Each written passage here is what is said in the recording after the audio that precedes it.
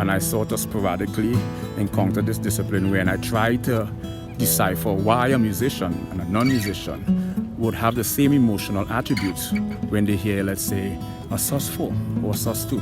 This is no longer cross-disciplinary. This is discussing music independently, how to build chords, how to play polyrhythm, syncopation, how to play fingerstyle. So I have a fundamental understanding of both fields simultaneously. That's cross-disciplinary.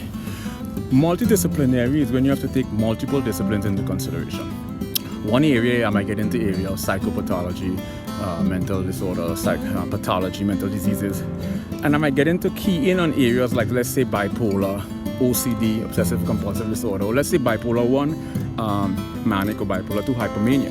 Now, there's a number of different parapsychological phenomena that is induced, and bipolar is prevalent for that when manic is induced. So I have to take psychopathology, parapsychology, because you have to take stuff like precognition, premonition, clairvoyance, lucid dream. A number of different parapsychological phenomena are augmented, modified, and alterated.